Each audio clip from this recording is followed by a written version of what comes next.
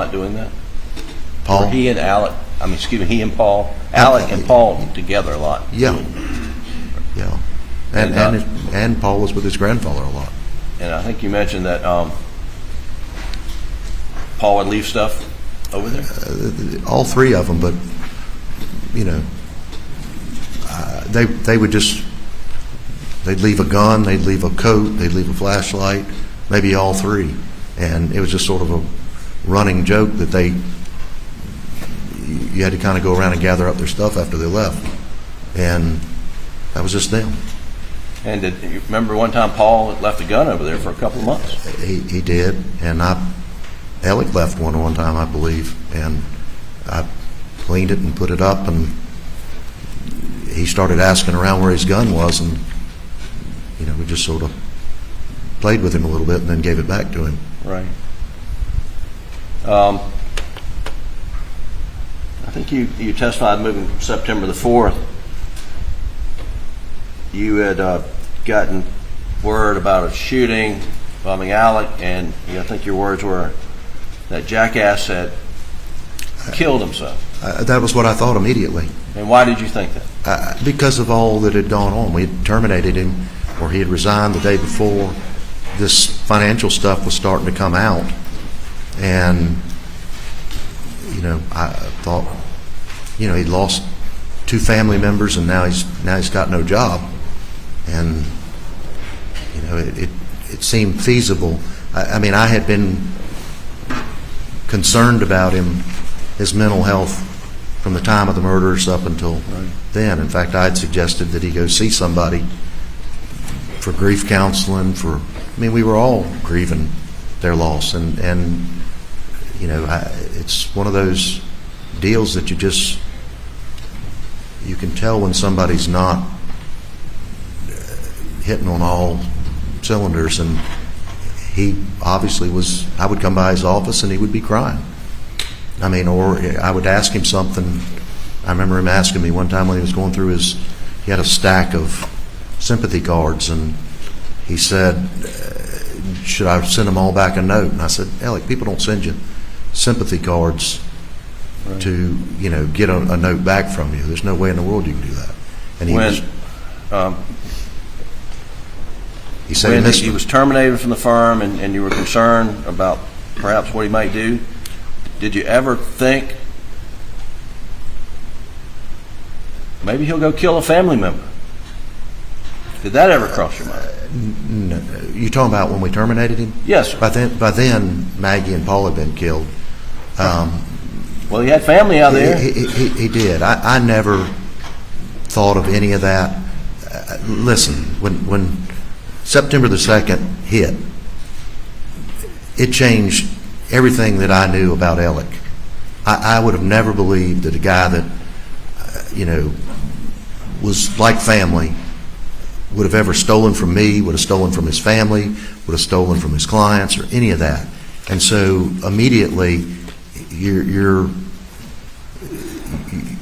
got this rage, this emotion that you've got, and then on the 3rd we go through this whole ordeal of the termination, and then the 4th it hits, and you're like, did the jackass kill himself because of anything else? And then as time progressed on and you see the scope of it, I don't know the guy that after September the 3rd and leading out, I don't know who that guy is. That's not Alec that I knew, right, and Alec that I loved, and Alec that all of us loved. Did he have imperfections? You bet. Did he do things that aggravated the hell out of me? You bet. But you don't kick your brother out the door because they snore at night, or they've done things that aggravate you. You get past it. But when they do things that are criminal, and they do things that affect not only him, but he's torn down an entire legacy, a law firm. I've spent 34 years, or 33 years, I guess, in this one place. It's the only law firm that I've ever worked at. I put everything in it. It's all my children have known, my family's known, and it's gone. We had to change the name. We've had to do all these things. because of his acts on this financial stuff. And when it comes to that, I'm mad as hell. I mean, you just don't know how mad I am. But on the other hand, I'm not saying that because he did that, he's done what he's accused of. And so that's, that's sort of the bottom line of it. His actions he was doing that way back, but we never knew it. Sure. And when we found out about it, it makes you doubt everything, and it's just human nature. But I don't have one shred of anything. All I can do is just point to what I saw. And you pointed to the roadside shooting and what you saw. You thought that Jackass tried to kill himself. Absolutely, and I may not have said Jackass, but it's about as and non-church logically as I want to to get. you, it made sense why he would want to kill himself in that moment. Sure. I mean, he lost. As far as I was concerned, he'd lost everything. He'd lost his job, and he'd lost. Forget the job, forget the money, forget what's going to happen to him. He lost his wife and his child. And are you aware that he had $12 million of life insurance? I didn't know what he had. I assumed he had some life insurance, but no. I mean, I didn't.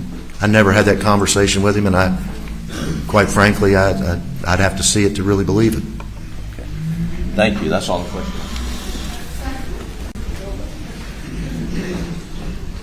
Recross. I think you just said that what you know now about this man who'd been your partner and friend for 34 years causes you to question everything you thought you knew about him. Isn't that right? It does. You were asked about all those clients that had to be repaid money, and none of that money came from him, did it? No, sir. Y'all had to pay that money, right? We did. How much? I would say at this point, probably north of $10 or $11 million. Now, insurance paid for some of that, but I mean, there's been a substantial chunk of that came out of our pocket. You were asked about Alec having some cases that were coming in, but you explained, though, that this is June, and that disbursement's not going to come to him until December. He's not going to be able to get that money until December, correct? Any of what he's entitled to, which isn't all of it, correct? Because it belongs to the firm. Right. Everything belongs to the firm until the end of the year when you meet, and then you divide up money and that's we why have he a stole the Ferris formulation. fees in March, because he needed the money right then. I would assume so. I mean, the money was gone, and it was paid in 3 checks. You said that in the month after the murders, he wasn't really working on cases, but he sure managed to arrange to cover those Ferris fees to pay him back so that everyone would forget about it, didn't he? Or not all of it. He managed to do that, didn't he? Yeah, well, part of it. I mean, I think there was $192,000 that didn't. That he convinced Chris Wilson to cover for it. Convinced, or Chris had to cover it, one of the two.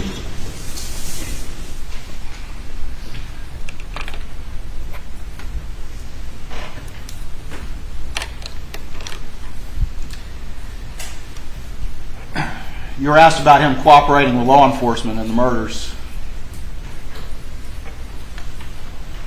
But he never told law enforcement that he was down at the kennels just minutes with the victims before they died. He never told law enforcement that, did he? Yeah.